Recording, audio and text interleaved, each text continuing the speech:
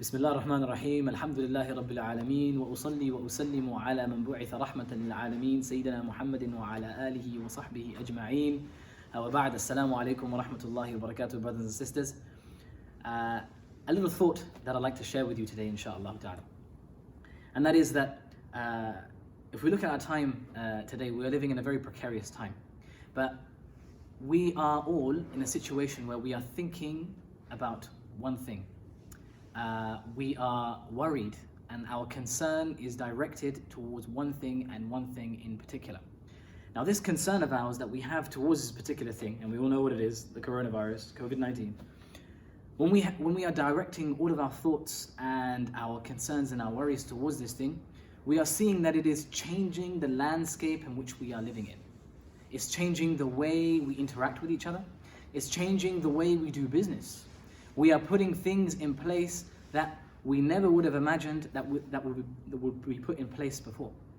If we were to say 2, 3, maybe 4 weeks ago that our entire economy would change, the way we deal with each other would change. We're going to set certain boundaries, certain rules in place that are going to limit our interactions and so on and so forth. This will be something that would be unfathomable and something that we wouldn't think of. And even if it would cross our minds as a picture of what life would look like in the future, we certainly wouldn't think it'll come this quick.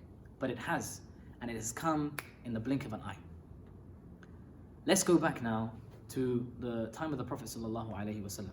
We all know that the Prophet ﷺ, he came with revelation, and he came amongst a group of Sahaba, and these men and women, at a time that and a place that was so secluded, were able to enact change on a global scale. Right? They changed the world, not just around them, but on a global scale. Subhanallah. And the reason why that is because their minds, their worries, their concerns were also directed towards one thing and one thing only. Our concerns and our worries are directed towards the coronavirus. Their concerns and their worries were directed towards the deen of Allah subhanahu wa ta'ala. Their concern, their thoughts were all with Rasulullah sallallahu alayhi wa sallam. When is the next revelation going to come? What is Allah subhanahu wa ta'ala going to reveal to the Prophet sallallahu alayhi wa sallam? What are we going to learn from Rasulullah sallallahu alayhi wa sallam? This was their worry, this was their concern, and their minds were switched on 24 hours a day, 7 days a week, all about this. To the point where when they heard that a new ayat was revealed, they will all run to Rasulullah sallallahu alayhi wa sallam to find out what this was.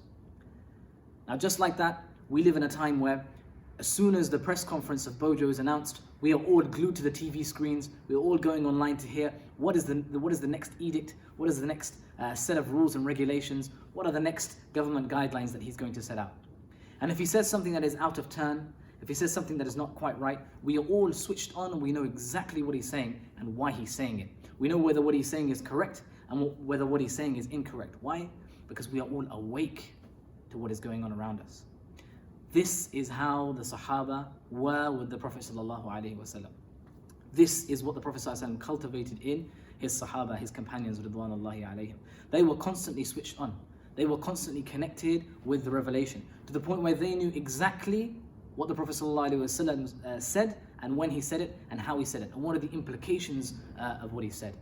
Going out, enacting, putting that into action, to the point where they too saw a change, a drastic change in the landscape that they lived in. And not just in Mecca and Medina or the Arabian Peninsula, but they saw a change on a global scale, around the world.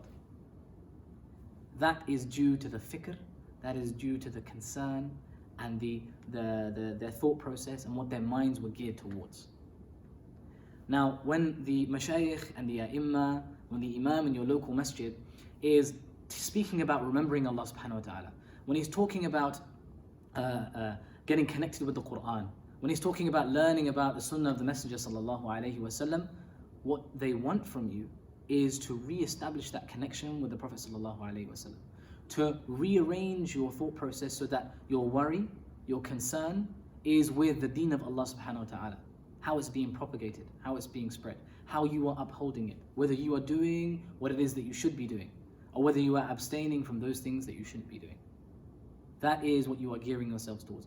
And when you do that, your perspective changes. The lens in which you look at life changes. Just like the lens that we're looking at life right now, through the lens of the coronavirus and through the lens of this pandemic, we are looking at life in a totally different way. And we are receiving information, we are dealing with one another in a totally different way. Just like that, when you look at life through the lens of the Quran, through the lens of the Sunnah of the Messenger sallallahu alaihi wasallam, your perspective changes entirely.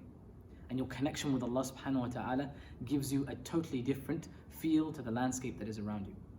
This is what we want, insha'Allah ta'ala, and this is what we can attain in our time that we're living in right now.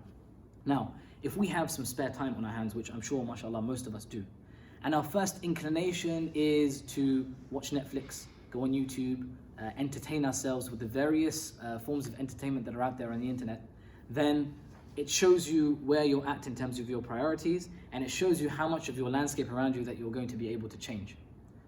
But if your first concern and your first worry, and the first thing that comes to your mind is, when I have some free time, I will open the book of Allah subhanahu wa ta'ala. I will open the ahadith, a book of hadith of the Prophet sallallahu alaihi wasallam. I will try and attempt to understand as much of the Quran as I possibly can.